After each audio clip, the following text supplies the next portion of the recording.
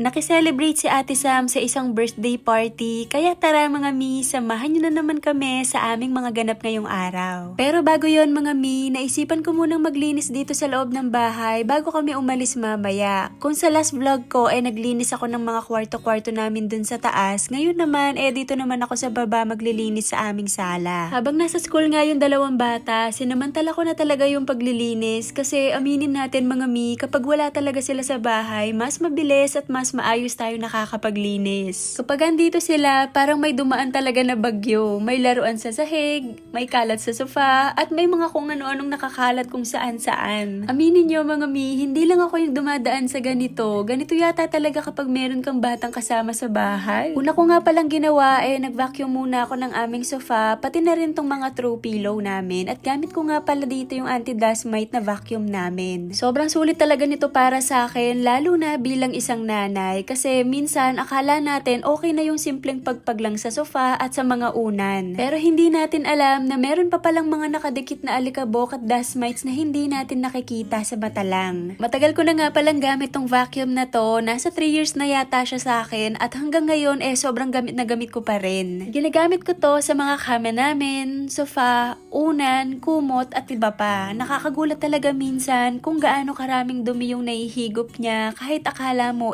malinis na. Kita nyo mga mi, ang dami pang alikabok na nakuha nitong vacuum kaya sulit na sulit talaga to para sa akin. Pagkatapos naman sinundo ko na yung dalawang bata sa kanilang school. May pupuntahan kasi kami ngayon kaya ako na yung sumundo sa kanila at sinabihan ko na lang din yung service nila. Pagkapasok pa lang sa sasakyan ay sobrang saya talaga ni Ate Sam at pinakita nga niya sa akin yung napanalunan daw niya sa kanilang guidance art competition. Kwento nga niya sa akin, pinaghandaan daw talaga nila yun sa school at sobrang saya niya kasi hindi niya akalaing mananalo siya. Wow.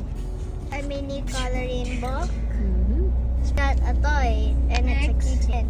A wooden pen. And fast forward mga mi, nandito na kami ngayon sa isang restaurant sa Nihon Aji sa may Balibago, Angeles dahil dito gaganapin yung birthday ng aming tito. Pagdating pa lang namin, kumuha na agad kami ng makakain kasi gutom na talaga kami. Medyo na-late din pala kami dahil naligaw pa kami sa daan, hindi kasi namin kabisado yung Balibago kaya nag-rely lang talaga kami sa Waze. Buffet restaurant pala to at ang daming pwedeng pagpilian na pagkain at dahil gutom na nga yung dalawang bata ay nagkusa na din silang kumuha ng gusto nilang pagkain.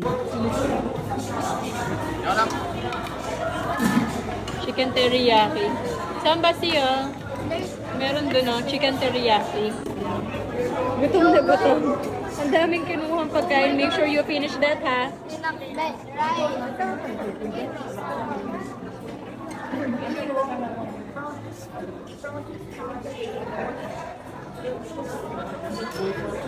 Dami nilang ulo.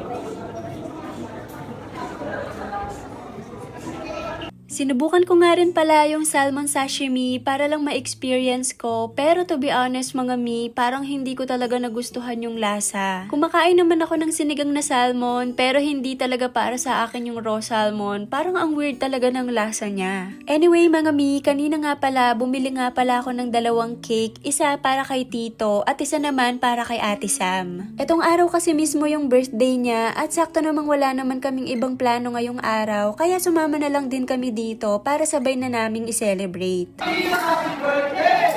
Happy birthday!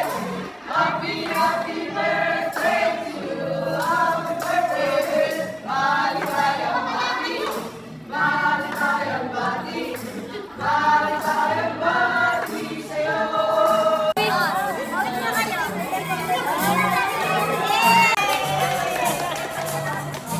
The other one, Ate Sam.